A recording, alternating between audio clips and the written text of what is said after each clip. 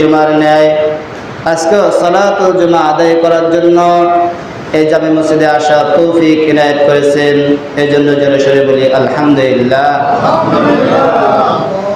লাখ কোটি দরুদ বর্ষিত হোক সরওয়ারে কায়নাত আশরাফুল মাখলুকাত নবী আরবি মুহাম্মদ সাল্লাল্লাহু আলাইহি ওয়াসাল্লামের উপর। আমরা সকলে বলি আল্লাহুম্মা সাল্লি আলাইহি আল্লাহুম্মা বারিক আলাইহি। সম্মানিত উপস্থিতি, আজকে আমরা আলোচনা করব ইসলামের ভিতরে অন্যতম একটা বিধান সালাত। এই সালাত তরক করলে আমাদের দুনিয়া এবং আখিরাতে ক্ষতি কি, এই সম্পর্কে সংক্ষিপ্ত আলোচনা করব। আমার তৌফিক ইল্লা বিল্লাহ। সম্মানিত উপস্থিতি, ঈমান আনয়ন করার পরে যে কাজটা আপনাকে সবথেকে বেশি গুরুত্ব দিয়ে করতে হবে সেটা হলো কি সালাত। এই সালাত তরক করলে দুনিয়া এবং আখিরাতে আপনার জন্য কি বিধান আছে এটা নিয়ে আজকে আলোচনা করব। তো কালেমা লা ইলাহা ইল্লাল্লাহ আপনি এটা যখন বলবেন, এরপরে আপনার দ্বিতীয় নম্বর যে কাজটা হলো আপনাকে সালাত আদায় করা। আপনাকে সালাত আদায় করতে হবে। ইসলামের ভিতরে সালাত এমন একটা ইবাদত যেটা মানুষের কোনো ওজর দেখে না। আপনার ভিতরে যতই ওজর থাকুক না কেন, আপনার এই সালাত কোনো ওজর আপনাকে দেখবে না। আপনাকে নামাজ আপনাকে পড়তেই হবে, সালাত আপনাকে আদায় করতেই হবে। আপনি যে অবস্থায় থাকেন না কেন, অবশ্যই আপনাকে সালাত আদায় করতে হবে। তো ইবাদতের জগতের ভিতরে গুরুত্বপূর্ণ আর একটা ইবাদত হলো সিয়াম। এই সিয়াম সম্পর্কে আল্লাহ রাসূল সাল্লাল্লাহু আলাইহি ওয়াসাল্লাম বলেন, আস-সিয়ামু লি ওয়া আনা আজজি বিহি। যে হাদিসে কুদসির ভিতরে আল্লাহ সুবহানাহু ওয়া তাআলা বলেন যে রোজা হলো, সিয়াম হলো আমার জন্য, ওয়া আনা আজজি বিহি, আর আমি আল্লাহ সুবহানাহু ওয়া তাআলা এই সিয়ামের প্রতিদান আমি নিজে হাতেই দেব। সুবহানাল্লাহ। দেখেন, ইবাদতের জগতে গুরুত্বপূর্ণ একটা ইবাদত যে সিয়াম। আপনি একটা মাস না খেয়ে থাকতেছেন আল্লাহর সন্তুষ্টির জন্য, আর এই সিয়ামের প্রতিদান আল্লাহ সুবহানাহু ওয়া তাআলা নিজ হাতে আপনাকে দিবেন। কিন্তু এই সিয়ামও কোনো কাজে আসবে না। এই সিয়াম আপনার কোনো কাজে আসবে না, আপনার 5 পয়সা মূল্য আসবে না যতক্ষণ পর্যন্ত সিয়ামের আগে আপনার সালাত ঠিক না হবে। আপনি নামাজ ঠিক মতো আদায় করতেছেন না, আপনি রোজা রাখছেন, সিয়াম রাখছেন, এই রোজা আপনার কোনো ফায়দা হবে না। এরপরে আসুন, ইবাদতের জগতের ভিতরে আরো গুরুত্বপূর্ণ ইবাদত হলো আপনার সাদাকা। সাদাকা সম্পর্কে বলা হয়েছে, আল্লাহ রাসূল সাল্লাল্লাহু আলাইহি ওয়াসাল্লাম বলেন যে দান সদকা হলো এমন ইবাদত যেটা আল্লাহর গুসাকে পানি করে দেয়। এত গুরুত্বপূর্ণ ইবাদত দান সদকা। কিন্তু এরপরেও এই দান সদকা আপনার কোনো কাজে আসবে না যদি আপনার নামাজ ঠিক না থাকে। এরপরে আসুন, ইবাদতের জগতের ভিতরে আপনার গুরুত্বপূর্ণ আর একটা ইবাদত হলো যে আল্লাহর ভয়ে চোখ দ্বারা পানি বের হওয়া। আল্লাহর ভয়ে চোখ থেকে আপনার পানি প্রবাহিত হওয়া, এটা গুরুত্বপূর্ণ একটা ইবাদত। আপনি ইচ্ছা করলে আল্লাহর ভয়ে আপনি কাঁদতে পারবেন না যদি আল্লাহ সুবহানাহু ওয়া তাআলা আপনার অন্তরটাকে নরম করে না দেয়। তার ভয়ে আল্লাহ সুবহানাহু ওয়া তাআলা আপনার অন্তরটাকে যতক্ষণ পর্যন্ত নরম করে না দিবেন ততক্ষণ পর্যন্ত আপনার চোখ দ্বারা কি পানি বের হবে না। তো এই জন্য এ সম্পর্কে বলা হয়েছে যে মান বাকা মিন খাশিয়াতিল্লাহ হারামাল্লাহু তিলকা আইনাহু। যে ব্যক্তি তার চোখ থেকে মাছের মাথা পরিমাণ পানি বের করবে আল্লাহর ভয়ে, ওই চোখকে আল্লাহ সুবহানাহু ওয়া তাআলা জাহান্নামের আগুন থেকে হারাম করে দেন। সুবহানাল্লাহ। এরপরেও এই চোখের পানি আপনার কোনো কাজে আসবে না যদি আপনার নামাজ ঠিক না থাকে। আপনার নামাজ যদি আপনার না ঠিক থাকে, আপনার এই চোখের পানি কোনো উপকারে আসবে না। আল্লাহ রাসূল সাল্লাল্লাহু আলাইহি ওয়াসাল্লাম বলেন, আন আবি হুরায়রা রাদিয়াল্লাহু তাআলা আনহু قال قال رسول الله صلى الله عليه وسلم লা ইয়ালিজুন নার রাজুলুন বাকা মিন খাশিয়াতিল্লাহ। আল্লাহ রাসূল সাল্লাল্লাহু আলাইহি ওয়াসাল্লাম বলেন যে ওই ব্যক্তি জাহান্নামে প্রবেশ করবে না। বাকা মিন খাশিয়াতিল্লাহ, আল্লাহর ভয়ে যে ব্যক্তি করণ করে, আল্লাহর ভয়ে যে ব্যক্তি কাঁদে, ওই ব্যক্তি জাহান্নামে প্রবেশ করবে না। হাত্তা ইয়াউদাল লাবানু, যতক্ষণ পর্যন্ত ফিদ্দরে, যেভাবে আপনার গাভীর উলান থেকে দুধ বের হওয়ার পরে পুনরায় ওই উলানের ভিতরে দুধ প্রবেশ করা যেমন সম্ভব না, অনুরূপভাবে যে ব্যক্তি আল্লাহর ভয়ে কাঁদে ওই ব্যক্তিকে জাহান্নামে প্রবেশ করা সম্ভব নয়। এরপরে আসুন, ওয়ালা ইয়াজতামিউ গুবারুন ফি সাবিলিল্লাহ ওয়া দুখানু জাহান্নাম, এবং আল্লাহ রাস্তায় যে ব্যক্তি যুদ্ধ করে তার পায়ে যে ধুলাবালি লেগে থাকে, ওয়া দুখানু জাহান্নাম, এবং জাহান্নামের আগুন ওই ব্যক্তির সাথে স্পর্শ করবে না। যে ব্যক্তি আল্লাহ রাস্তায় জিহাদ করেছে ওই ব্যক্তির মাঝে এবং জাহান্নামের আগুন তার কাছে আসবে না। কিন্তু এই সমস্ত আমল, গুরুত্বপূর্ণ আমল করার পরেও যদি আপনার নামাজ ঠিক না থাকে, সালাত ঠিক না থাকে, আপনার এই সমস্ত আমল কোনো কাজে আসবে না। এরপরে আসুন, আল্লাহ সুবহানাহু ওয়া তাআলা বলেন, ফাসাল্লি লিরাব্বিকা ওয়ানহার, তোমার প্রতিপালকের জন্য তুমি নামাজ আদায় করো, কোরবানি করো। এরপরে আসুন, আল্লাহ সুবহানাহু ওয়া তাআলা শরীয়তের ভিতরে নামাজ কত গুরুত্বপূর্ণ বিষয় এটা আমাদেরকে জানিয়ে দিয়েছেন যে আপনি নামাজ পড়বেন, নামাজ পড়ার পূর্ব শর্ত হলো আপনাকে ওযু করতে হবে। আর ওযু করার জন্য পানির প্রয়োজন। আপনি ওযু করতে গেছেন কিন্তু পানি নাই, আপনি এমত অবস্থায় আপনাকে মাটি দিয়ে তায়াম্মুম করে আপনাকে সালাত আদায় করতে হবে। মাটি দ্বারা তায়াম্মুম করে আপনাকে সালাত আদায় করতে হবে। পানিও নাই, আপনার মাটিও নাই, এমত অবস্থায় আপনি কি করবেন? তায়াম্মুম এবং ওযু ছাড়াই আপনাকে সালাত আদায় করতে হবে। তো ইবাদতের জগতের ভিতরে সালাত এমন একটা ইবাদত যেটা মানুষের কোনো রুখসাত দেখে না, মানুষের কোনো ওজর দেখে না। নামাজের সময় হয়েছে, সালাতের সময় আপনার সামনে আগত, এমত অবস্থায় শত্রু আপনাকে ধাওয়া করছে, আপনি দৌড়াচ্ছেন, ক্লান্ত হয়ে গেছেন, কিন্তু নামাজের রক্ত চলে যাচ্ছে, সালাতের রক্ত আপনার থেকে চলে যাচ্ছে, এমত অবস্থায় আপনাকে ইশারা করে আপনাকে সালাত আদায় করতে হবে। এরপরেও সালাত তরক করার কোনো সুযোগ নাই।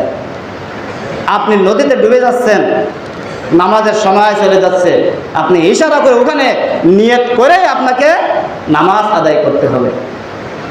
এরপরে আপনাকে সালাত তরক করার কোনো সুযোগ নাই।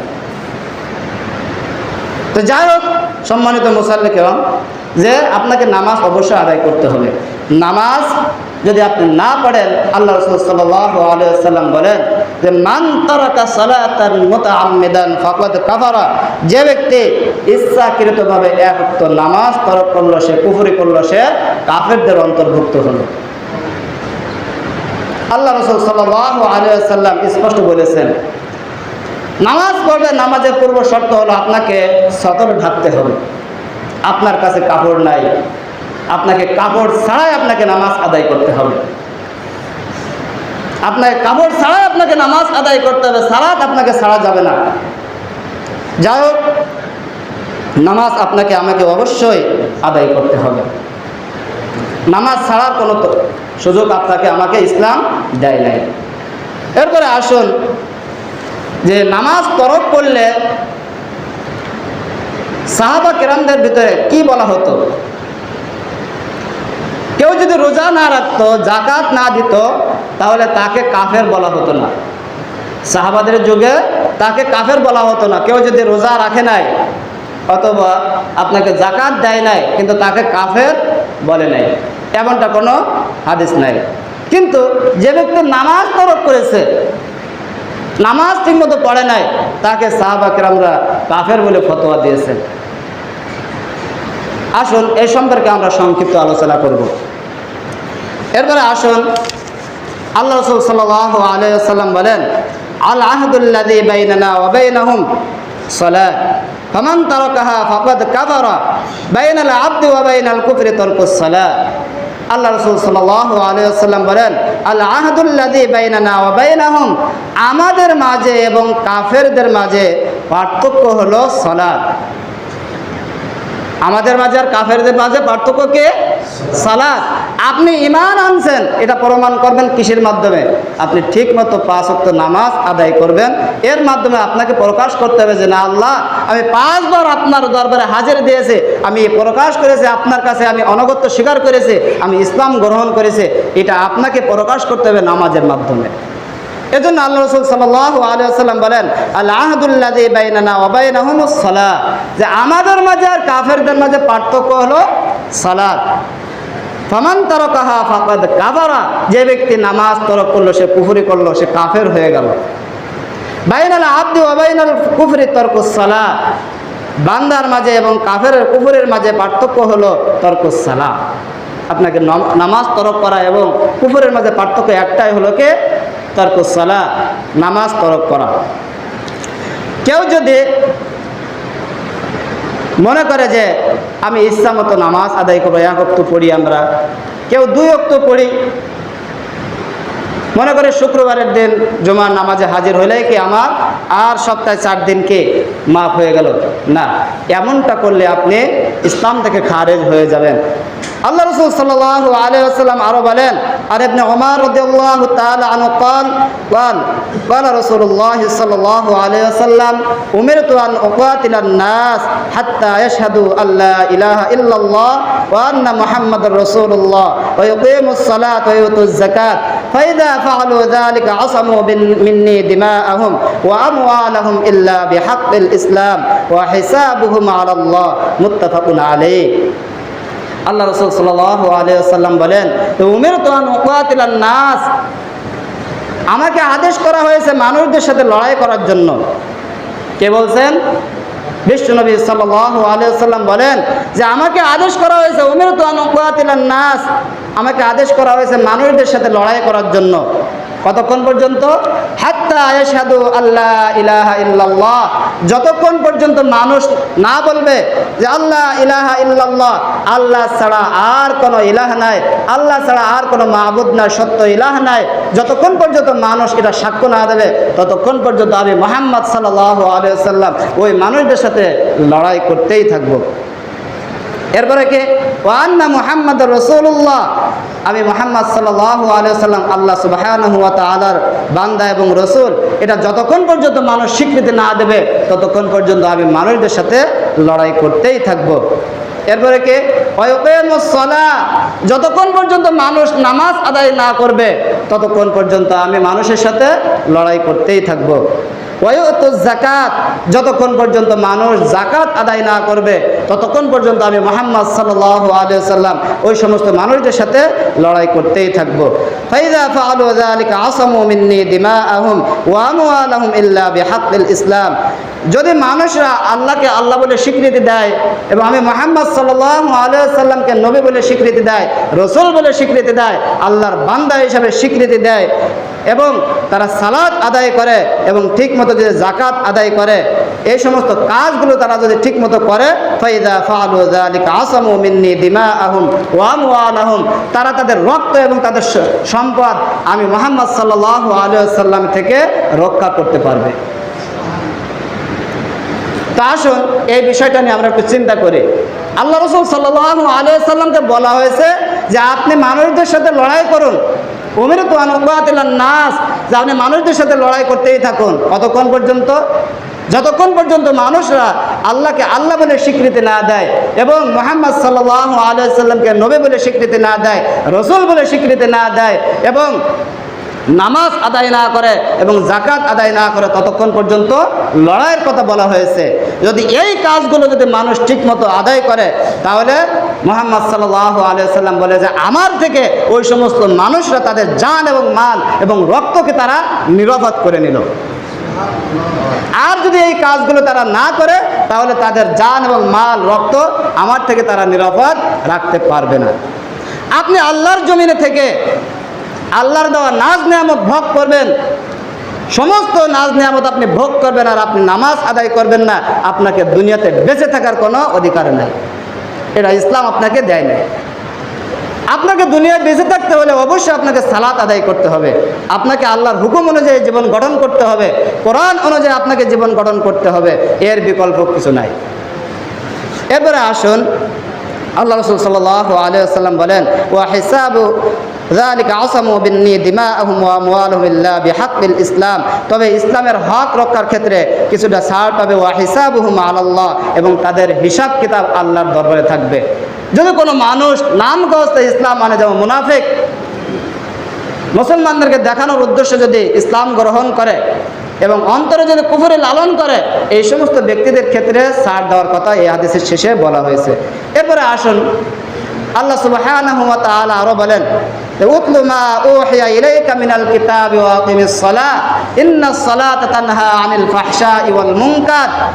আল্লাহ সুবহানাহু ওয়া তাআলা বলেন, উতলু মা উহিয়া ইলাইকা মিনাল কিতাব, হে নবী, আপনার রবের পক্ষ থেকে আপনার প্রতি যা নাজিল করা হয়েছে আপনি এগুলো তেলাওয়াত করুন, মানুষদেরকে তেলাওয়াত করে শোনায় দেন। উতলু মা উহিয়া ইলাইকা মিনাল কিতাব, কিতাব থেকে যা অবতীর্ণ করা হয়েছে আপনি মানুষদেরকে তেলাওয়াত করে শোনায় দেন। আকিমিস সালাহ, এবং নামাজ কায়েম করুন। আকিমিস সালাহ ইন্নাস সালাতা তানহা আনিল ফাহশাই ওয়াল মুনকার, নিশ্চয় নামাজ মানুষদেরকে অশ্লীল কাজ থেকে বিরত রাখে। ইন্নাস সালাতা তানহা আনিল ফাহশাই ওয়াল মুনকার, যে নিশ্চয় নামাজ মানুষদেরকে অশ্লীল কাজ থেকে বিরত রাখে, সমস্ত গুনাহের কাজ থেকে বিরত রাখে, ফাহিশা কাজ থেকে মানুষদেরকে বিরত রাখে। কে বলছেন? আল্লাহ সুবহানাহু ওয়া তাআলা বলেন যে ইন্নাস সালাতা তানহা আনিল ফাহশাই ওয়াল মুনকার, নিশ্চয়ই নামাজ এমন একটা ইবাদত যে মানুষদেরকে সমস্ত অশ্লীল কাজ থেকে বিরত রাখে। ওয়ালা যিকরুল্লাহি আকবার, আর আল্লাহর জিকির করার জন্য, আল্লাহকে স্মরণ করার জন্য এই নামাজটা অনেক বড় একটা কাজ। যে আপনি পীর সাহেবের তজিবাত আদায় করবেন, এটাকে আপনাকে বলা হয় নাই। আপনি পীর সাহেব যে ওয়াজিফা দিয়েছেন আপনি সকাল সন্ধ্যা ঠিকমতো আদায় করেন, এই সম্পর্কে কোরআনে এবং হাদিসে আপনাকে বলা হয় নাই। আপনাকে বলা হয়েছে আপনি ঠিকমতো নামাজ আদায় করুন, কারণ আল্লাহ জিকির করার জন্য নামাজ হলো সর্বোত্তম জিকির। এর থেকে বড় জিকির আর নাই, যেটা কোরআনে বলা হয়েছে ওয়ালা যিকরুল্লাহি আকবার, যে জিকির হলো আল্লাহর ইবাদত, বড় ইবাদত হলো নামাজ, বড় জিকির হলো নামাজ। এই নামাজ আপনাকে আদায় করতে হবে। ওয়ালা যিকরুল্লাহি আকবার। তা আসুন, আমাদের সমাজের ভিতরে এক শ্রেণীর মানুষ আছে, তারা ঠিকমতো নামাজ আদায় করে, মসজিদে ঠিকমতো তারা নামাজ আদায় করে, আবার কে মিথ্যা কথাও বলে, আবার কি চগলখড়ি করে, গীবত শিকায়ত করে, মসজিদে ঠিকমতো নামাজ পড়ে কিন্তু সুদের সাথে আবার জড়িত আছে, মসজিদে নামাজ ঠিকমতো আদায় করে কিন্তু ঘুষের সাথে আবার তার লেনদেন আছে, মসজিদে ঠিকমতো নামাজ আদায় করে কিন্তু সে মানুষদের সাথে জুলুম করে, মানুষদেরকে ঠকায়, ওজনে কম দেয়। তাদেরকে কি বলবেন? কারণ কোরআন বলছে কি ইন্নাস সালাতা তানহা আনিল ফাহশাই ওয়াল মুনকার, নিশ্চয় নামাজ মানুষদেরকে অশ্লীল কাজ থেকে, ফাহিশা কাজ থেকে, গুনাহের কাজ থেকে বিরত রাখে। তাই এখন নামাজও পড়তেছে আবার মিথ্যা কথা বলছে, সব গুনার কাজ করতেছে, তাহলে কি একটু কোরআনের আয়াতটা উল্টাপাল্টা হয়ে যাচ্ছে না? কেমন একটু মনে হচ্ছে না যে নামাজ আমি পড়তেছি কিন্তু এই নামাজ তো আমাকে অশ্লীল কাজ থেকে বিরত রাখতে পারতেছে না? তাহলে কি বুঝবেন? আসল কথা হলো কি, যে আমরা নামাজ ঠিকমতো আদায় করি, সালাত আমরা ঠিকমতো আদায় করি, কিন্তু সালাতের যে হক আছে এই হক ঠিকমতো আদায় করে আমরা সালাত আদায় করতেছি না, বিধায় এই সালাত আল্লাহর দরবারে কবুল হচ্ছে না, যার কারণে এই সালাত আপনাকে আমাকে অশ্লীল কাজ থেকে বিরত রাখতেছে। কথা ক্লিয়ার? যে আল্লাহ সুবহানাহু ওয়া তাআলা বলছেন যে ইন্নাস সালাতা তানহা আনিল ফাহশাই ওয়াল মুনকার, নিশ্চয় নামাজ মানুষদেরকে অশ্লীল কাজ থেকে বিরত রাখে, কিন্তু আপনি নামাজ আদায় করছেন কিন্তু নামাজ আপনাকে গুনাহের কাজ থেকে বিরত রাখতে পারতেছে না। তার মানে কি এই নামাজ আপনার আল্লাহর দরবারে কবুল হচ্ছে না। নামাজ যেভাবে পড়ার কথা ছিল সেভাবে কি আপনি আমি পড়তে পারতেছি না, বিধায় কি এই নামাজ আপনাকে অশ্লীল কাজ থেকে বিরত রাখতেছে না। এবার আসুন, আল্লাহ রাসূল সাল্লাল্লাহু আলাইহি ওয়াসাল্লামের সাহাবা ওমর রাদিয়াল্লাহু তাআলা আনহু, তিনি যেদিন মসজিদে ফজরের সময় তাকে পেটের ভিতরে ছুরি ঢুকায় দেওয়া হলো হত্যার উদ্দেশ্যে, তো ওই সময় তিনি অচেতন হয়ে গেলেন, তিনি বেহুশ হয়ে গেলেন। তো হুশ ফেরার সঙ্গে সঙ্গে আফাকা, যখন ওমর রাদিয়াল্লাহু তাআলা আনহু যখন হুঁশ ফিরে আসলো তখন তিনি বললেন সাল্লান নাস, যে মানুষরা কি নামাজ আদায় করেছে, মানুষরা কি নামাজ আদায় করেছে? তো সাহাবা কেরাম অন্য যারা ছিল, তার সাথীরা যারা ছিল, তারা বলল অবশ্যই তারা সালাত আদায় করে নিয়েছে। তখন ওমর রাদিয়াল্লাহু তাআলা আনহু কি বলেন, যে লা হাজ্জা ফিল ইসলাম, যে ওই ব্যক্তির ইসলামে কোনো অংশ নাই। মান তারাকা সালাতান, যে ব্যক্তি নামাজ তরক করে, যে ব্যক্তি নামাজ তরক করে ওই ব্যক্তির ইসলামের কোনো অংশ নাই, সে ইসলাম থেকে খারিজ হয়ে গেল। হাদিসটা হলো عن عبد الله بن عباس رضي الله تعالى عنه عن عمر بن الخطاب رضي الله تعالى عنه في قصة طعنه في المسجد ثم أفاق فقال هل صلى الناس فقلنا نعم لا إسلام لمن ترك الصلاة وفي رواية أخرى لا حظ في الإسلام لمن ترك الصلاة ইবনে আব্বাস রাদিয়াল্লাহু তাআলা আনহু থেকে বর্ণিত, তিনি বলেন, যেদিন ওমর রাদিয়াল্লাহু তাআলা আনহুকে মসজিদের ভিতরে তাকে ছুরি ঢুকায় দেওয়া হয়েছিল, সুম্মা আফাকা, তখন তিনি জ্ঞান ফিরে পেলেন, সুম্মা আফাকা ফাকালা হাল সাল্লান নাস, তিনি সর্বপ্রথম যে কথাটা বলছেন যে মানুষরা কি নামাজ আদায় করেছে, হাল সাল্লান নাস, মানুষরা কি নামাজ আদায় করেছে? ফাকুলনা, আমরা সকলে বললাম নাম, আমরা সকলে বললাম হ্যাঁ মানুষরা নামাজ আদায় করেছে। তখন ওমর রাদিয়াল্লাহু তাআলা আনহু কি বললেন, ক্বালা লা ইসলাম লিমান তারাকাস সালাত, ওমর রাদিয়াল্লাহু তাআলা আনহু বললেন, যে ব্যক্তি নামাজ তরক করে ইসলামের ভিতরে তার কোনো অংশ নাই। ওয়াফি রিওয়ায়াতিন উখরা, অন্য রিওয়ায়াতের ভিতরে বলা হয়েছে লা হাজ্জা ফিল ইসলাম লিমান তারাকাস সালাত, ওই ব্যক্তির ইসলামে কোনো অংশ নাই যে ব্যক্তি নামাজ তরক করে। মান হাফাজ আলাইহা, আল্লাহ রাসূল সাল্লাল্লাহু আলাইহি ওয়াসাল্লাম আরো বলেন, যে ব্যক্তি নামাজ ঠিকমতো আদায় করবে, নামাজকে সংরক্ষণ করবে, মান হাফাজ আলাইহা কানাত লাহু নূরান ওয়া বুরহানান, ওই ব্যক্তির জন্য এই নামাজ হবে নূর, আলো হবে। তার ফুলসিরাত পার হওয়ার জন্য এটা কি হবে? আলো হবে। ওয়া বুরহানান, তার জন্য দলিল হবে। ওয়া নাজাতান ইয়াউমাল কিয়ামা, এবং কিয়ামতের দিন তার নাজাতের ওসিলা হবে কে? নামাজ।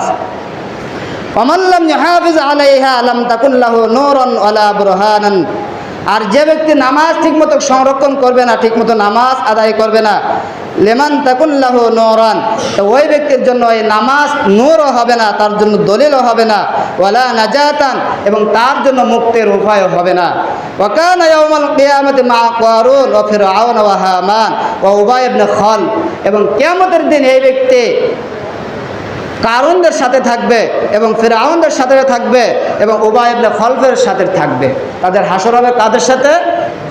ফিরআউনের সাথে, কারুনের সাথে, উবাই ইবনে খালফের সাথে তাদের হাসর হবে। তারা কিয়ামতের দিন তাদের সাথেই থাকবে। কারা? যারা ঠিকমতো নামাজ আদায় করে নাই, নামাজকে ঠিকমতো সংরক্ষণ করে নাই, তারা কাল কিয়ামতের মাঠে এই হারুন এবং কারুন এবং উবাই ইবনে খালফ এবং ফিরআউনদের সাথে তাদের হাসর হবে। তো বেনামাজের শাস্তি কি? দুনিয়াতে কি শাস্তি? বেনামাজের শাস্তি হলো মৃত্যুদণ্ড। দুনিয়াতে যদি ইসলামী রাষ্ট্র থাকতো, আমাদের এই দেশ যদি ইসলামী রাষ্ট্র হতো, তাহলে যে ব্যক্তি নামাজ তরক করবে তার শাস্তি হলো মৃত্যুদণ্ড। এই সম্পর্কে 4 ইমাম তাদের ফতোয়া আছে, কিন্তু সর্বসম্মতিক্রমে সবার একটাই ফতোয়া যে যে ব্যক্তি নামাজ পড়বে না তার বেঁচে থাকার কোনো অধিকার নাই। এ সম্পর্কে সংক্ষিপ্ত আলোচনা করব।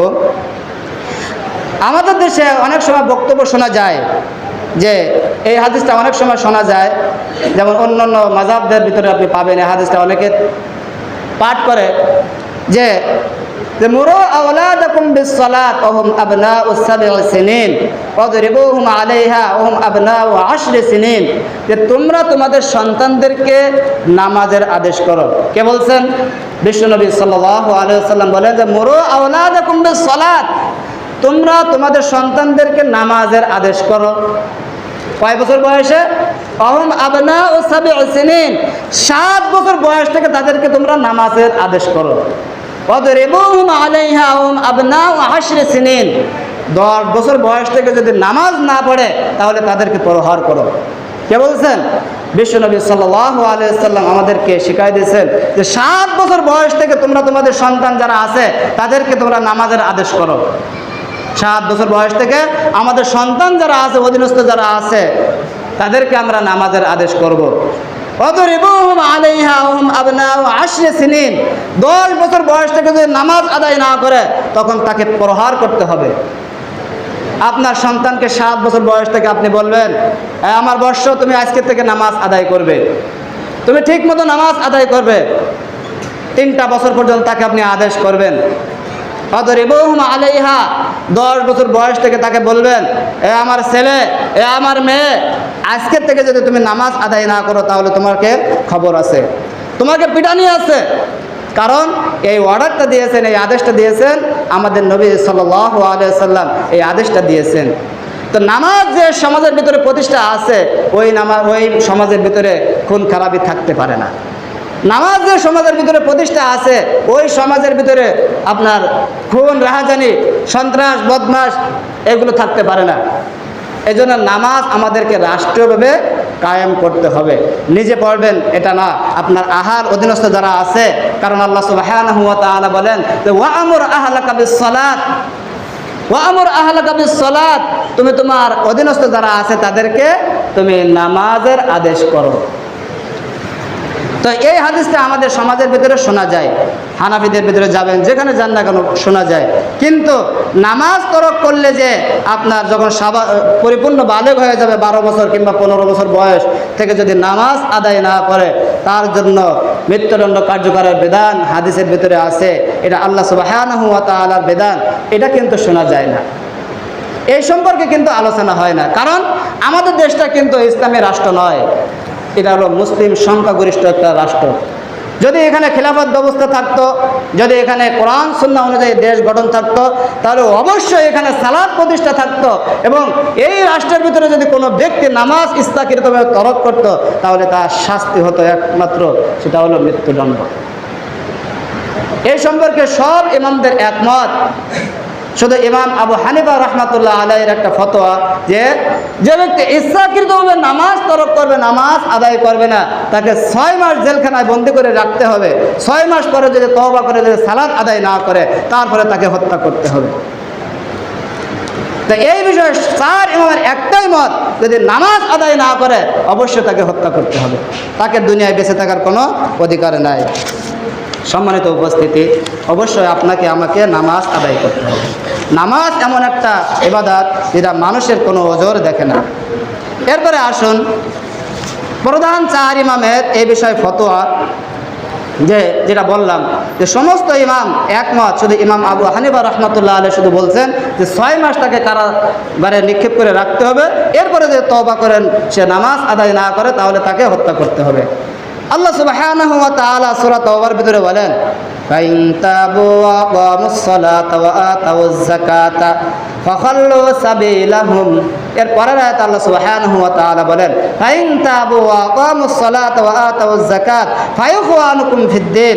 2টা আয়াতের ভিতরে আল্লাহ সুবহানাহু ওয়া তাআলা বলেন যে ফাইন তাবু ওয়া আকামুস সালাত, যদি তারা তওবা করে যদি নামাজ আদায় করে, আকামুস সালাত ওয়া আতাউজ যাকাত, এবং যাকাত যদি আদায় করে, ফাখাল্লু সাবিলাহুম, তোমরা তাদেরকে ছেড়ে দাও। কারণ ফাইখওয়ানুকুম ফিদ্দীন, এখন তারা তোমাদের দ্বীনে ভাই হয়ে গেছে, তোমরা তাদেরকে আর কিছু বলো না। কারণ তারা নামাজ প্রতিষ্ঠা করতেছে, তারা তওবা করেছে, তারা নামাজ আদায় করেছে, তারা যাকাত আদায় করতে স্বীকৃতি দিয়েছে, এখন তাদেরকে তোমরা কিছু বলো না, তাদের সাথে আর লড়াই করো না। কে বলছেন? আল্লাহ সুবহানাহু ওয়া তাআলা সূরা তাওবার ভিতরে এই কথা বলেন। এরপরে আসুন, আল্লাহ সুবহানাহু ওয়া তাআলা আরো বলেন, ফাখালাফা মিন বাদিহিম খালফুন আদাউস সালাতা ওয়াত্তাবাউশ শাহাওয়াতি ফাসাওফা ইয়ালকাউনা গায়য়া ইল্লা মান তাবা ওয়া আমানা ওয়া আমিলা সালিহান ফাউলাইকা ইয়াদখুলুনাল জান্নাতা ওয়া লা ইউযলামুনা শাইআ।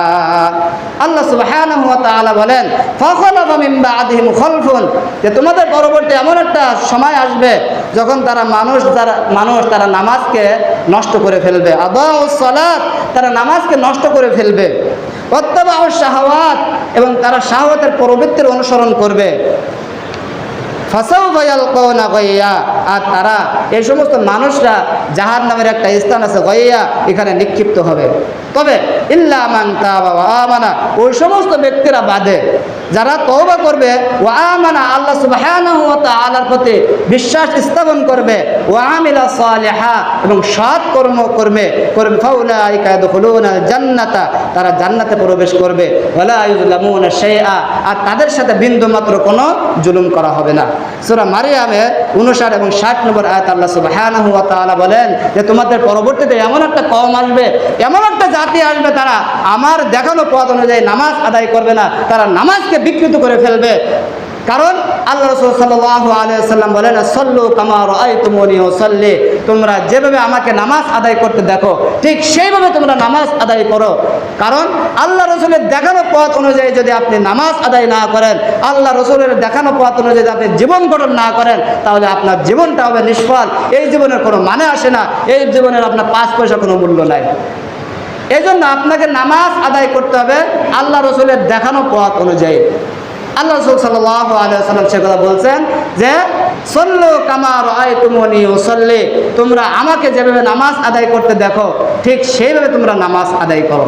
এখন আপনার নিজস্ব মত অনুযায়ী যদি আপনি নামাজ আদায় করেন, সালাত আদায় করেন, আল্লাহ রসুলের দেখানো পথ অনুযায়ী সেই নামাজ আদায় হলো না, আর এই কওমের ভিতরে আপনি অন্তর্ভুক্ত হয়ে গেলেন। যে কথা সূরা মারিয়ামের 59 এবং 60 নম্বর আয়াতে আল্লাহ সুবহানাহু ওয়া তাআলা বলেন যে ফাখালাফা মিন বা'দিহিম, তাদের পরে এমন একটা কওম আসবে আদাউস সালাত, তারা নামাজকে বিকৃত করে ফেলবে, নামাজকে তারা বিকৃত করে ফেলবে, ওয়াত্তাবাউশ শাহাওয়াত, এবং তারা প্রবৃত্তির অনুসরণ করবে। কিভাবে? মনে চাইছে তাই নামাজ আদায় করছে, মনে চায় না নামাজ আদায় করে নাই। এই মানুষরা ওয়াত্তাবাউশ শাহাওয়াত, তারা প্রবৃত্তির অনুসরণ করে। ফাসাউফা ইয়ালকাউনা গাইয়া, আর তারা জাহান্নামের গাইয়া নামক একটা স্থান আছে, সেখানে তারা নিক্ষিপ্ত হবে। তবে ওই সমস্ত ব্যক্তিরা নিক্ষিপ্ত হবে না, কারা?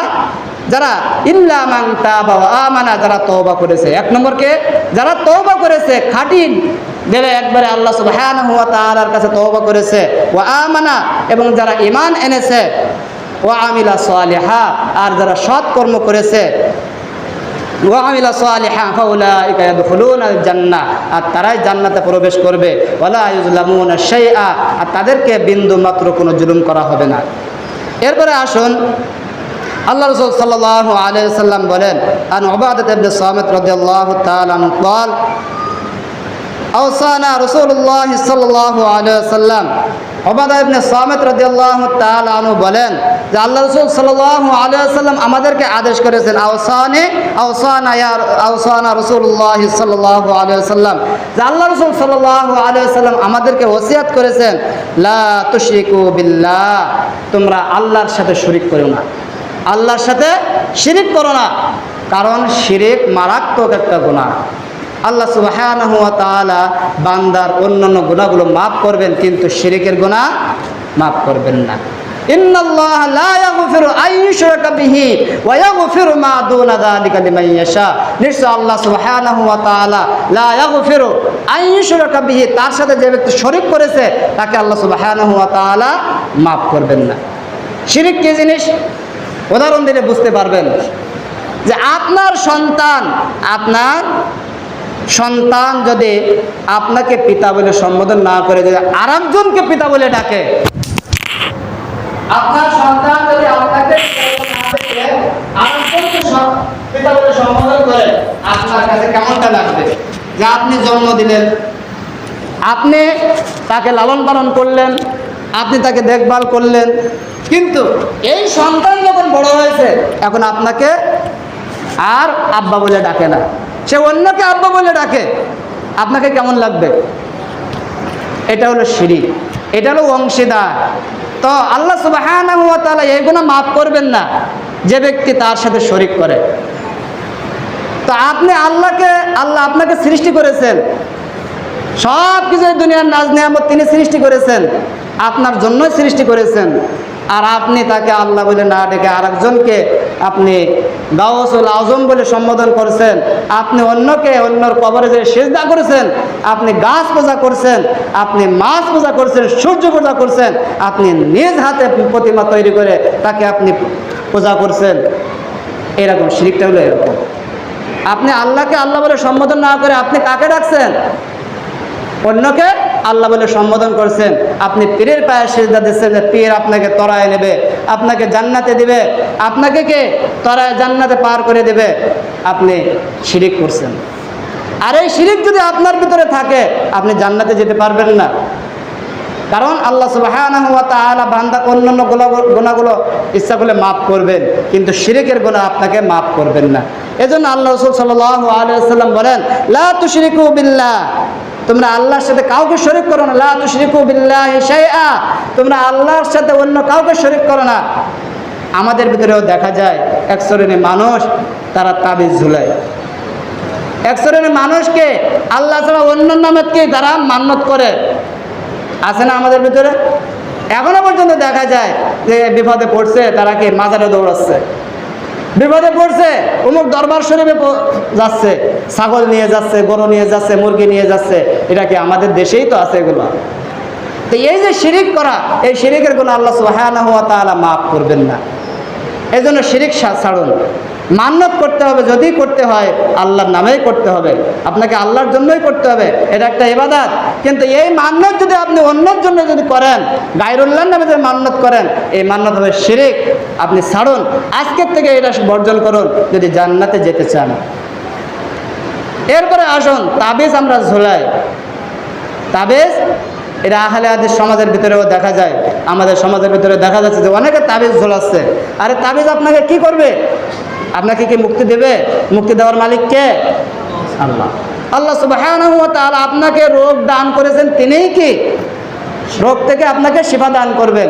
আর আপনি তা না করে আল্লাহর কাছে না চেয়ে আপনি তাবিজের কাছে আশ্রয় নিচ্ছেন। তাবিজের ভিতরে কি লেখা থাকে আপনি কখনো খুলে দেখছেন? যারা তাবিজ ব্যবহার করেন তাবিজগুলো একটু খুলে দেখবেন যে ওর ভিতরে কি লেখা থাকে। ওর ভিতরে লেখা থাকে ইবলিস, ইবলিসের কাছে সাহায্য চেয়েছে, হ্যাঁ ইবলিস, হ্যাঁ ফিরআউন, তুমি আমাকে এই রোগ থেকে উদ্ধার করো। দেখবেন তাবিজগুলো একটু খুলে দেখবেন, আরবিতে লেখা থাকে। আমরা অনেকে আরবি বুঝি না বিধায় কি তাবিজের কাছে চলে যাচ্ছে। আপনি খুলে দেখবেন বিষয়টা, বাজার থেকে একটা তাবিজের বই কিনবেন, কিনে দেখবেন, একটু রিসার্চ করে দেখবেন যে এর ভিতরে কি লেখা আছে।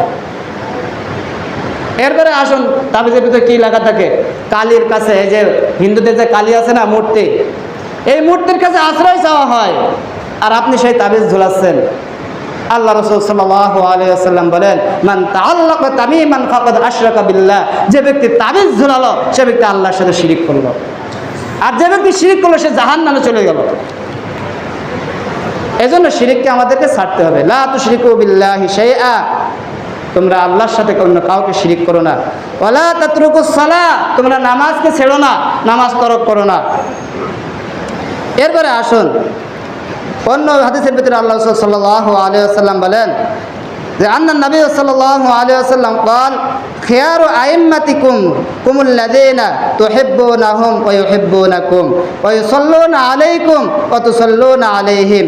আল্লাহ রাসূল সাল্লাল্লাহু আলাইহি ওয়াসাল্লাম বলেন, তোমাদের নেতা যারা আছে, তোমাদের ইমাম যারা আছে, তোমাদের শাসক যারা আছে, তাদের ভিতরে উত্তম শাসক হলো ওই সমস্ত শাসকরা যারা তোমাদেরকে ভালোবাসে, তোমরাও কে তাদেরকে ভালোবাসো। তা আমাদের শাসকদেরকে আমরা মনে হয় অন্তর থেকে ভালোবাসি নাকি?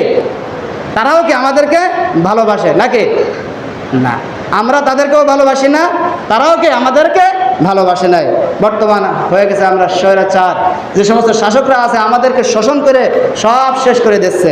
এজন্য আল্লাহ সাল্লাল্লাহু আলাইহি ওয়াসাল্লাম বলেন, খিয়ারু আইম্মাতিকুমুল্লাযিনা তুহিব্বুনাহুম ওয়া ইউহিব্বুনাকুম, যে তোমাদের ইমাম, তোমাদের শাসক যারা আছে, ওই সমস্ত শাসকদের ভিতরে ভালো শাসক হলো তারা যাদেরকে তোমরা ভালোবাসো, তারাও তোমাদেরকে ভালোবাসে। ওই সাল্লুনা আলাইকুম, তারা তোমাদের জন্য দোয়া করে, আল্লাহর কাছে কি দোয়া করে। কত সাল্লুনা আলাইহিম, তোমরাও তাদের জন্য দোয়া করো। ও শিরারু আইম্মাতিকুমুল্লাযিনা তাবগাদুনাহুম, এবং তোমাদের শাসকদের ভিতরে নিকৃষ্ট শাসক হলো তারাই যাদেরকে তোমরা ঘৃণা করো এবং তারাও তোমাদেরকে ঘৃণা করে। ওয়াতাল আনুনাহুম, এবং তোমরা তাদেরকে অভিশাপ দাও, তারাও তোমাদেরকে অভিশাপ দেয়। কিলা ইয়া রাসূলুল্লাহ, সাহাবায়ে কিরাম রিদওয়ানুল্লাহি তাআলা আলাইহিম আজমাইনরা বললেন, ইয়া রাসূলুল্লাহ, এমনটা সময় যদি চলে আসে তাহলে আমরা কি করব? আফালা নুবাদিজুহুম বিসাইফ, যে আমরা কি তাদেরকে তরবারি দ্বারা হত্যা করব? আমরা কি তাদের সাথে কি যুদ্ধে লিপ্ত হব? ওয়ালা মা আকামু ফিকুমুস সালাত, আল্লাহ রাসূল সাল্লাল্লাহু আলাইহি ওয়াসাল্লাম বলেন, না, তোমরা ততক্ষণ পর্যন্ত তাদের সাথে যুদ্ধ করবে না যতক্ষণ পর্যন্ত তারা রাষ্ট্রীয়ভাবে নামাজ আদায় করে, রাষ্ট্রীয়ভাবে তারা সালাত প্রতিষ্ঠা করে, ততক্ষণ পর্যন্ত তোমরা তাদের সাথে যুদ্ধ করবে না। কে বলছেন? আল্লাহ রাসূল সাল্লাল্লাহু আলাইহি ওয়াসাল্লাম বলছেন যে তাদের সাথে তোমরা যুদ্ধ করতে পারবে না যতক্ষণ পর্যন্ত তারা সালাত প্রতিষ্ঠা করে, রাষ্ট্রীয়ভাবে তারা সালাত প্রতিষ্ঠা করে। এরপরে আসুন, আপনি যদি নামাজ ঠিকমতো আদায় করেন, সালাত যদি আপনি ঠিকমতো আদায় করেন, আল্লাহ সুবহানাহু ওয়া তাআলা আপনার জন্য ওয়াদা করেছেন। আল্লাহ সুবহানাহু ওয়া তাআলা সূরা হজের 55 নম্বর আয়াতে বলেন, ওয়াদাল্লাহুল্লাযীনা আমানু মিনকুম ওয়া আমিলুস সালিহাতি লা ইস্তাখলিফান্নাহুম ফিল আরদি কামা ইস্তাখলাফাল্লাযীনা মিন ক্বাবলিহিম ওয়া লা ইউমাক্কিনান্না লাহুম দীনাহুমুল্লাযী ইরতাদা লাহুম ওয়া লা ইউবাদদিলান্নাহুম মিন বা'দি খাউফিহিম আমনা ইয়া'বুদুনানি লা ইউশরিকুনা বি শাইআ ওয়া মান কাফারা বা'দা যালিকা ফাউলাইকা হুমুল ফাসিকুন। আল্লাহ সুবহানাহু ওয়া তাআলা বলেন, ওয়াদাল্লাহুল্লাযীনা আমানু মিনকুম, আল্লাহ সুবহানাহু ওয়া তাআলা তোমাদের সাথে ওয়াদা করছেন। কাদের সাথে? ঈমানদার বান্দাদের সাথে ওয়াদা করছেন। আমানু মিনকুম, তোমাদের মধ্যে থেকে যারা ঈমান এনেছে তাদের সাথে ওয়াদা করছেন। ওয়া আমিলুস সালিহাত, এবং যারা সৎ কর্ম করেছে তাদের সাথে ওয়াদা করছেন। কি ওয়াদা? লা ইস্তাখলিফান্নাহুম ফিল আরদি, তাদেরকে এই জমিনের রাষ্ট্রীয় ক্ষমতা তাদেরকে দিবেন, এই জমিনের স্থলাভিষিক্ত তাদেরকে বানাবেন, এই জমিনের রাষ্ট্রীয় ক্ষমতা তাদের হাতেই দিবেন। কামা ইস্তাখলাফাল্লাযীনা মিন ক্বাবলিহিম, যেমনটা ইতিপূর্বে আল্লাহ সুবহানাহু ওয়া তাআলা অন্যান্য বান্দাদেরকে দান করেছেন এমনটা আমাদেরকেও দান করবেন। ওয়ালা ইউমাক্কিনান্না লাহুম দীনাহুমুল্লাযী ইরতাদা লাহুম, এবং তোমাদের জন্য তোমাদের ধর্মকে, তোমরা যে ধর্ম পছন্দ করো এই ধর্মকে রাষ্ট্রভাবে তিনি প্রতিষ্ঠা করে দিবেন। ওয়ালা ইউবাদদিলান্নাহুম মিন বা'দি খাউফিহিম আমনা, এবং তোমাদের অন্তরের ভিতরে যে কাফের মুশরিকদের যে ভয় আছে এই ভয়কে আল্লাহ সুবহানাহু ওয়া তাআলা দূরীভূত করে দিয়ে নিরাপত্তা দান করবেন অন্তরের ভিতরে।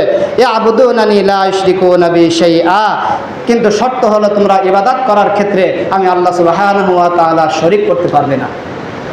তো এই আয়াতের ভিতরে আল্লাহ সুবহানাহু ওয়া তাআলা বলেন যে ওয়াদাল্লাহুল্লাযীনা আমানু মিনকুম, যে আল্লাহ সুবহানাহু ওয়া তাআলা তোমাদের সাথে ওয়াদা করেছেন যে তোমাদের মধ্যে যারা সৎ কর্ম করে আল্লাহ সুবহানাহু ওয়া তাআলা তাদেরকে এই দুনিয়ার রাজত্ব তাদেরকে দান করবেন। কাদেরকে? মিনকুম ওয়া আমিলুস সালিহাত, যারা সৎ কর্ম করবে, নামাজ ঠিকমতো আদায় করবে। ওয়া আমিলুস সালিহাতের ভিতরে তাফসীরে মুফাসসিরিন কিরামরা বলেন যে নামাজ হলো 1 নম্বর ইবাদত। এই সৎ কর্ম যে ব্যক্তি যারা করবে, যে কওমরা করবে, আল্লাহ সুবহানাহু ওয়া তাআলা তাদেরকে এই দুনিয়ার রাজত্ব তাদেরকে দান করবেন। আমরা নামাজ ঠিকমতো আদায় করি না, আবার কি মনের ভিতরে লালন করি যে আমরা রাষ্ট্রীয়ভাবে ইসলাম প্রতিষ্ঠা করব। আমরা নামাজ ঠিকমতো আদায় করি না, আবার সকালবেলায় চিন্তা করি কীভাবে রাষ্ট্রীয়ভাবে কি আমরা ক্ষমতায় যেতে পারি, আর রাষ্ট্রীয় ক্ষমতায় গিয়ে আমরা কি ইসলাম প্রতিষ্ঠা করব। সম্ভব না। আপনাকে অবশ্যই নামাজ আগে আদায় করতে হবে। আর নামাজ আদায় করুন, আল্লাহ সুবহানাহু ওয়া তাআলা নিজ অনুগ্রহে এই রাষ্ট্রীয় ক্ষমতা আপনার হাতে দিয়ে দেবেন। আপনি ঈমানকে ঠিক করুন। আপনার ঈমানের ভিতরে ভেজাল আছে, কারণ আপনার ঈমানের ভিতরে ভেজাল কেমন? আপনি বিপদে পড়লেই কি খাজা বাবার দরবারে দৌড়ান, আপনি আল্লাহকে বাদ দিয়ে গায়রুল্লাহকে ডাকতে শুরু করেন। এই ভেজালযুক্ত ঈমান নিয়ে আপনি কিভাবে বলেন যে আমি রাষ্ট্রীয়ভাবে ইসলাম প্রতিষ্ঠা করব? আপনার ঈমানকে আগে সঠিক করুন, আপনার ঈমানকে আগে ঠিক করুন, তারপরে আপনি বলুন যে আমি রাষ্ট্রীয়ভাবে কি ইসলাম প্রতিষ্ঠা করব। কারণ এই আয়াতের ভিতরে আল্লাহ সুবহানাহু ওয়া তাআলা নিজেই বলেন যে ওয়াদাল্লাহুল্লাযীনা আমানু মিনকুম, আমি ওই সমস্ত তোমাদের ভিতরে যারা ঈমানদার বান্দা আছে তাদের সাথে আমি নিজেই ওয়াদা করছি। কে ওয়াদা করছেন? আল্লাহ সুবহানাহু ওয়া তাআলা নিজেই ওয়াদা করছেন। তিনি নিজেই বলছেন যে ওয়াদাল্লাহুল্লাযীনা আমানু মিনকুম, যে আল্লাহ সুবহানাহু ওয়া তাআলা তোমাদের মধ্যে থেকে ঈমানদার বান্দাদের সাথে ওয়াদা করেছেন যে ওয়া আমিলুস সালিহাত, যারা নেক কাজ করবে, সৎ কাজ করবে, লা ইস্তাখলিফান্নাহুম ফিল আরদি, এই জমিনের স্থলাপতি তাদেরকে বানাবেন, জমিনের কর্তৃত্ব তাদের হাতেই দিয়ে দেবেন, যেমনটা ইতিপূর্বে তিনি দিয়েছিলেন। তো যাই হোক, সময় সংক্ষিপ্ত, আলোচনা দীর্ঘায়িত করা যাচ্ছে না। তো নামাজ আপনাকে আমাকে আদায় করতে হবে। তো নামাজ না পড়লে কি হবে? মরণের পরে, মৃত্যুর পরে আপনার আমার জন্য কি হবে? আল্লাহ সুবহানাহু ওয়া তাআলা সেই কথাও বলেন। সূরা মুদ্দাসসির 40 নম্বর আয়াত থেকে 49 নম্বর আয়াত পর্যন্ত আল্লাহ সুবহানাহু ওয়া তাআলা বলেন, ফি জান্নাতি ইয়াতাসাআলুন, জান্নাতের ভিতরে যারা যাবে তারা পরস্পর আলোচনা করবে জাহান্নামীদেরকে নিয়ে। যে আনিল মুজরিমিন, জান্নাতে যারা যাবে তারা জাহান্নামে যারা গেছে তাদেরকে নিয়ে পরস্পরের ভিতরে আলোচনা করবে, হায় হায় অমুক বান্দা তো আমাদের সাথে বসবাস করতো। জান্নাতে যারা যাবে তারা কে? যারা জাহান্নামে গেছে তাদেরকে ডেকে নিয়ে বলবে যে তোমরা তো আমাদের সাথে বসবাস করতে, তো জাহান্নামে কিভাবে গেলে, এই দোজখে কিভাবে আসলে? যে আনিল মুজরিমিন ফি জান্নাতি ইয়াতাসাআলুন আনিল মুজরিমিন, জাহান্নামে যারা গেছে তাদেরকে নিয়ে আলোচনা করবে যে মা সালাকাকুম ফি সাকর, এই সাকর নামক দোজখে তোমাদেরকে কোন জিনিস নিয়ে আসলো? এই দোজখের ভিতরে, সাকরের ভিতরে তোমাদেরকে কোন জিনিস নিয়ে আসলো? ক্বালু লাম নাকু মিনাল মুসাল্লিন, তখন জাহান্নামীরা বলবে আমরা নামাজ আদায় করতাম না, আমরা সালাতকে ঠিকমতো আদায় করতাম না। ওয়ালাম নাকু নুতঈমুল মিসকিন, দুনিয়ার ভিতরে, সমাজের ভিতরে যে সমস্ত মিসকিন আছে তাদেরকে আমরা খাবার দিতাম না, তাদেরকে আমরা আহার দিতাম না। অকুন্না নাখুদু মাআল খায়িদিন, আর আমরা খেয়ানাত করতাম, কথা দিয়ে কি মানুষের সাথে আমানতের খেয়ানাত করতাম। অকুন্না নুকাজ্জিবু বিয়াউমিদ্দিন, আর পরকালকে আমরা কে অবিশ্বাস করতাম, পরকাল যে আছে এটা আমরা বিশ্বাস করতাম না। হাত্তা আতানাল ইয়াকিন, আর এমন অবস্থা আমাদের সাথে মৃত্যু চলে আসছে। এই বিশ্বাস লালন করা অবস্থায় কে আমাদের সামনে মৃত্যু চলে এসেছে, যার কারণে আমরা কি জাহান্নামে চলে এসেছি। ফামা তানফাউহুম শাফাআতুশ শাফিঈন, আল্লাহ সুবহানাহু ওয়া তাআলা বলেন এই সমস্ত দোজখীদের জন্য, এই সমস্ত জাহান্নামীদের জন্য কোনো সুপারিশ কোনো কাজে আসবে না। চিন্তা করে দেখুন যে আপনি নামাজ আদায় করেননি, আপনি জাহান্নামে চলে যাবেন, কোনো নবী রাসূল পর্যন্ত আপনাকে সুপারিশ করে জান্নাতে নিতে পারবে না। কারণ জান্নাতে যেতে হলে আপনাকে আগে সার্টিফিকেট থাকতে হবে, নামাজের সার্টিফিকেট। আপনি নামাজ পড়বেন না, কালেমা আপনি পড়ছেন ঠিক আছে, কিন্তু নামাজ পড়েন নাই, আপনি জান্নাতের সার্টিফিকেট নিতে পারেন নাই। কারণ কোনো নবী রাসূল, কোনো গৌস কুতুব, কোনো পীর সাহেব, কোনো আউলিয়া আপনাকে সুপারিশ করবে না। কারণ সুপারিশ করতে হলে আগে কোয়ালিটি থাকতে হবে, যে ব্যক্তি সুপারিশ করবে তারও কি অনুমতি নিতে হবে। নবী রাসূলরা পর্যন্ত আল্লাহর কাছে অনুমতি নিয়ে তারপর সুপারিশ করবে। কারণ আয়াতুল কুরসির ভিতরে আল্লাহ সুবহানাহু ওয়া তাআলা বলেন যে মান যাল্লাযী ইয়াশফাউ ইনদাহু ইল্লা বিইজনি, যে আল্লাহর অনুমতি ছাড়া কোনো ব্যক্তি এমন কি আছে যে আল্লাহর কাছে কি সুপারিশ করবে? তাহলে কি নবী রাসূলরা পর্যন্ত আল্লাহর কাছ থেকে অনুমতি নিয়ে তারপরে কি সুপারিশ করবে। তো সুপারিশ যাদেরকে করবে তাদেরও কোয়ালিটি থাকতে হবে, ঈমান থাকতে হবে। আগে কে ঈমান থাকতে হবে, দ্বিতীয় নম্বর কে আপনাকে সালাত আদায় করতে হবে। এরপরে আপনি সালাত আদায় করতে যে আপনার যদি ভুল হয়ে যায়, কোনো আমলে আপনার যদি দোষ থেকে থাকে, আর কোনো কারণে যদি আপনি জাহান্নামে যান, তাহলে কি আপনাকে সুপারিশ করে জান্নাতে নিতে পারবে। এই নবী রাসূলরা আপনাকে সুপারিশ করে জান্নাতে নিতে পারবে। কিন্তু আপনার ঈমানও নাই, আপনার নামাজও নাই, আপনি জাহান্নামে গেছেন, আপনাকে কোনো ব্যক্তি জান্নাতে সুপারিশ করে নিতে পারবে না। এজন্য আসুন, অবশ্যই আপনাকে আমাকে নামাজ আদায় করতে হবে। সম্মানিত উপস্থিতি, নামাজ এমন একটা ইবাদত যেটা মানুষের কোনো ওজরে দেখে না।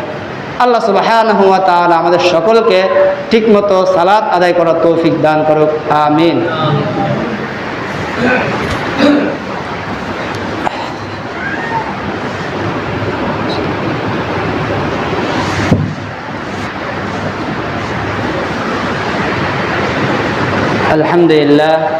الحمد لله نستعينه واستغفره ونعوذ بالله من شرور انفسنا ومن سيئات اعمالنا، من يهده الله فلا مضل له ومن يضلله فلا هادي له، واشهد ان لا اله الا الله وحده لا شريك له، واشهد ان سيدنا محمدا عبد الله ورسوله ارسله بالحق بشيرا ونذيرا بين يدي الساعه، من يطع الله ورسوله فقد رشد، ومن يعص ما فانه لا يضر الا نفسه ولا يضر الله شيئا أعوذ بالله من الشيطان الرجيم إن الله وملائكته يصلون على النبي يا أيها الذين آمنوا صلوا عليه وسلموا تسليما شكرا درود إبراهيم بولي اللهم صل على محمد وعلى آل محمد كما صليت على إبراهيم وعلى آل إبراهيم إنك حميد مجيد اللهم بارك على محمد وعلى آل محمد كما باركت على إبراهيم وعلى آل إبراهيم إنك حميد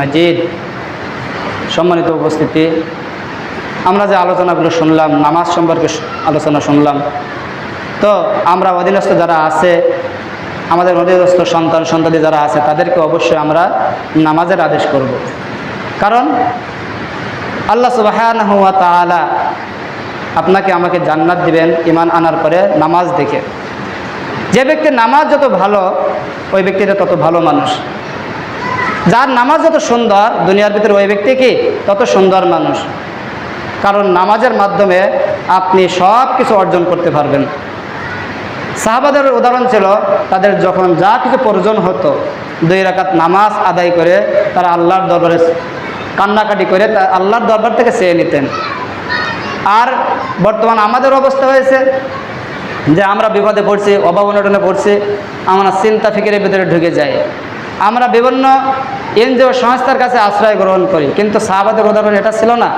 তাদের উদাহরণ ছিল যখন তারা বিপদগ্রস্ত হয়েছে অভাব অনটন আসছে তারা কি 2 রাকাত সালাত আদায় করে আল্লাহর কাছ থেকে চেয়ে নিয়েছে এই বিষয়টা আমাদের মাথার ভিতরে রাখতে হবে যে সব কিছু আল্লাহর কাছ থেকে আমরা কি চেয়ে নেব আর একটা বিষয় যে সমাজের ভিতরে যে আপনি এত কষ্ট করে নামাজ আদায় করছেন সব আমলে সালেহ করছেন সব কিছু করছেন কিন্তু আপনার কলস যদি ছিদ্র থাকে আপনি সারাদিন যদি টিউবওয়েলের নিচে যদি কলসটা রাখেন সারাদিন যদি আপনি চাপতে থাকেন কেউ ওই কলসটাকে ভরা সম্ভব না কারণ আপনার কলসের নিচে কি আছে ছিদ্র আছে এখন আপনার ওই কলসটা যদি ভরতে হয় তাহলে আপনাকে আগে কি করতে হবে ওই কলসের ছিদ্রটা আগে বন্ধ করতে হবে তো আমাদের আমলের ভিতরে কিছু ছিদ্র আছে 1 নম্বর ছিদ্র এটা হলো গীবত এবার এটা কি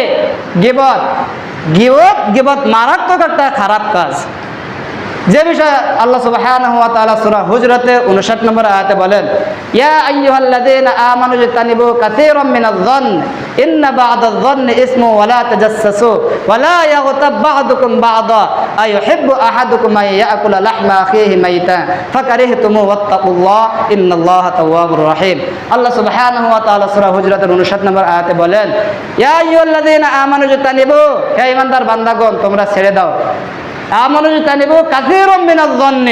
তোমরা ধারণা করে কথা বলার থেকে বিরত থাকো আমরা তো অনেকে ধারণা যেটা আসে না তার উপরেও কি আমরা বলে ফেলি ধারণা আসে না তারপরেও কি তার উপর থেকে কি আমরা বলে ফেলি কিন্তু আল্লাহ সুবহানাহু ওয়া তাআলা এই আয়াতের ভিতরে বলেন যে ঈমানদার বান্দাগণ তোমরা যারা ঈমানদার বলে দাবি করো তোমরা ধারণা করে কথা বলা থেকে বিরত থাকো আমানু ইজতানিবু কাসীরাম মিনায-যন্নি ইন্না বা'দায-যন্নি ইসমুন কারণ ধারণা করে কথা বলা হলো কি এটা হলো পাপের কাজ ইন্না বা'দায-যন্নি ইসমুন ওয়া লা তাজাসসাসু তোমরা গোয়েন্দাগিরি করো না তোমরা একে অপরের বিষয়কে পিছনে লেগে থেকে গোয়েন্দাগিরি করো না যে অমুক ব্যক্তি কি করে সে কোথায় যে কি খারাপ কাজ করে এই বিষয়ে তোমরা তলাশ করতে যেও না এই বিষয়ের জন্য তোমাকে দুনিয়ায় পাঠানো হয় না যে আরেকজন কি করলো আরেক ব্যক্তি কি কাজ করলো খারাপ কাজ করলো না ভালো কাজ করলো এই বিষয় দেখার জন্য আপনাকে আমাকে দুনিয়ায় পাঠানো হয় নাই আপনার কবরে যাওয়ার পরে আপনাকে বলা হবে না যে দুনিয়ার অমুক ব্যক্তি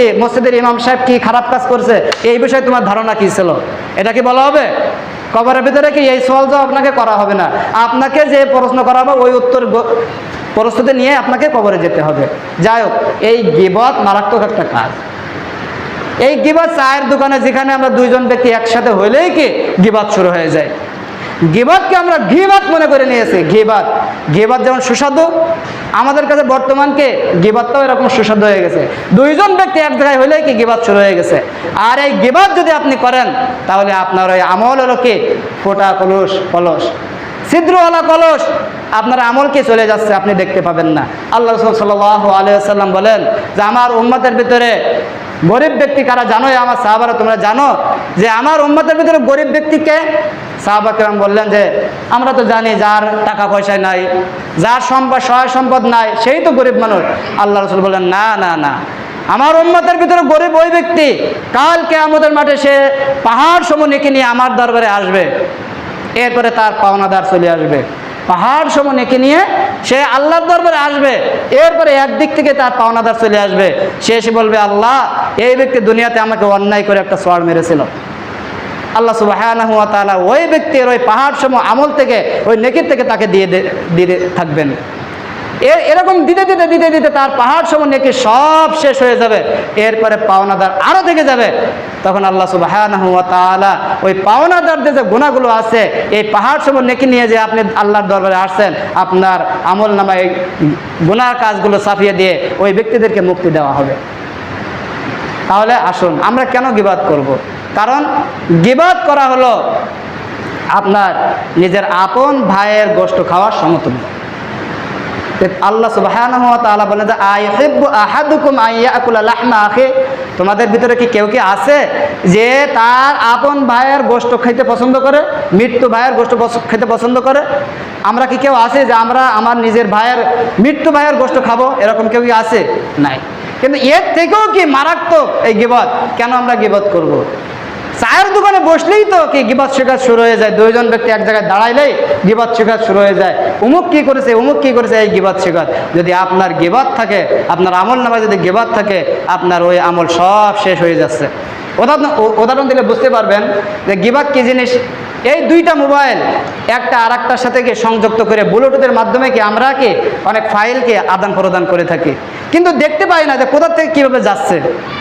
তো ঠিক আমাদের আমলটা এরকম যে আমরা যে নেক কাজ করেছি, আমাদের এই যে গীবতের মাধ্যমে আমার আমল নামার থেকে কি অমুক ব্যক্তির কাঁধে চলে যাচ্ছে, অমুক ব্যক্তির আমল নামায় চলে যাচ্ছে, কিন্তু আমরা দেখতে পাচ্ছি না। এই গীবতের উদাহরণ হলো এটা। তো আল্লাহ সুবহানাহু ওয়া তাআলা আমাদের সকলকে এই গীবত থেকে বেঁচে থাকার তৌফিক দান করুক, আমিন। আমরা দোয়া করি আমাদের মুরব্বি কিরাম যারা চলে গেছে, আমাদের আত্মীয় স্বজন যারা মৃত্যুবরণ করেছে, আল্লাহ সুবহানাহু ওয়া তাআলার কাছে দোয়া করে আল্লাহ সুবহানাহু ওয়া তাআলা তাদেরকে ক্ষমা করে দিন, আমিন। আমাদের রাষ্ট্রের ভিতরে যে সমস্ত বিশৃঙ্খলা দেখা দিচ্ছে, আল্লাহ সুবহানাহু ওয়া তাআলা আমাদের এই রাষ্ট্রকে উন্নতি দান করুন, আমাদের রাষ্ট্রের উপরে যে রহমত দান করুন, এই দোয়া আমরা সকলে করি, আমিন। এবং আমাদের ভিতরে যারা ঋণগ্রস্ত আছে, আল্লাহ সুবহানাহু ওয়া তাআলা সকলকে যেন ঋণ পরিশোধ করার তৌফিক দান করুক, আমিন।